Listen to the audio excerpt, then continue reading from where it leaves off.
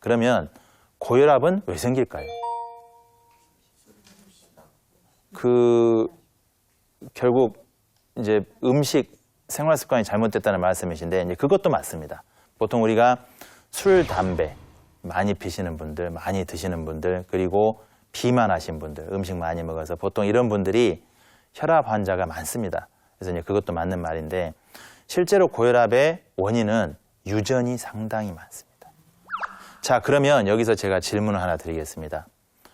아빠 유전이 중요할까요? 엄마 유전이 중요할까요?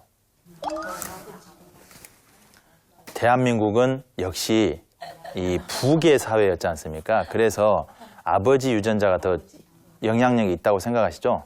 그런데 반대입니다. 엄마 유전자가 훨씬 더 중요합니다. 그래서 엄마의 병이 자식에게 내려갈 가능성이 많아요. 그래서 고혈압도 엄마가 고혈압이 있으면 자식도 고혈압이 생길 가능성이 많습니다. 그래서 유전이라는 고혈압의 원인이 있고 좀 전에 말씀드린 생활 습관이 또 고혈압의 원인일 수도 있습니다. 이외에도 엄청 많습니다. 그래서 다 설명드릴 수가 없지만 대표적으로 연령의 증가도 혈압의 원인입니다. 왜냐하면 우리가 응애응애 애들 태어나면 탱글탱글하죠. 탱글탱글. 혈관도 탱탱탱탱합니다. 근데 나이를 먹으면 드디어 딱딱해집니다. 허리도 딱딱해서 굽어지죠. 혈관도 딱딱해집니다. 딱딱해요. 그래서 어린 젊은 사람들은 혈관이 탱탱하기 때문에 혈압이 잘 증가하지 않고 노인분들은 혈관이 딱딱하기 때문에 혈압이 증가하게 됩니다. 그래서 보통 고령도 고혈압의 원인 중에 하나가 됩니다. 또 하나의 고혈압의 원인은 짜게 먹는 겁니다.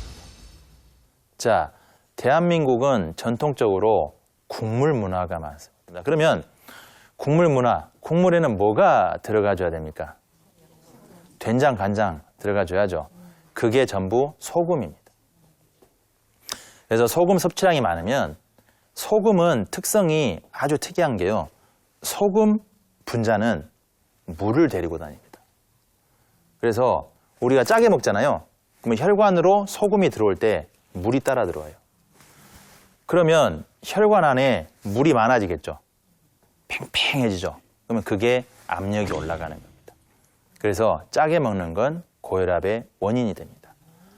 자, 그러면 장터국수, 된장찌개, 김치찌개 한 그릇에 소금이 얼마나 들어있을까요? 얼마나 들어있을까요? 그람수로 한번 맞춰보실래요? 보통 5에서 6g 들어있습니다.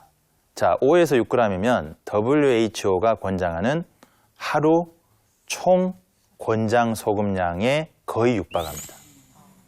그래서 아침에 된장찌개 먹고 점심에 김치찌개 먹고 저녁에 동태찌개 먹으면 어마어마한 소금을 섭취하게 돼서 혈압이 올라갈 가능성이 많습니다. 자, 앞서 설명드렸지만은 유유상종. 이 질병들은 뭉쳐다닙니다. 그래서 나쁜 애들은 뭉쳐다니죠. 보통 술, 도박 같이 하지 않습니까? 예, 그런 식으로 이 고혈압, 고지혈증, 당뇨병, 비만 같이 다닙니다. 그래서 이게 하나만 있을 때는 심혈관계 발생률이 이 정도라면 2개가 합쳐지면 이 정도, 3개면 이 정도, 4개면 아마 1000장까지 닿을 겁니다.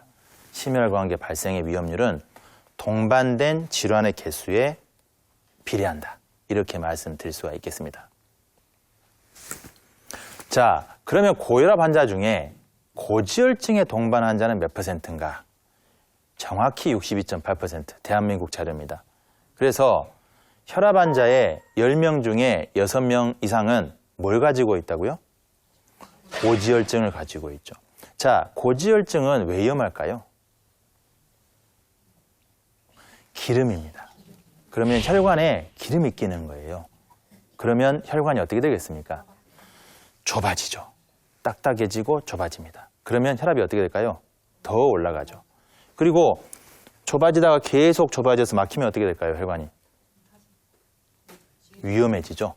그래서 머리혈관이 막히면 뇌졸중, 심장혈관이 막히면 심근경색증 이런 게 발생하는 겁니다.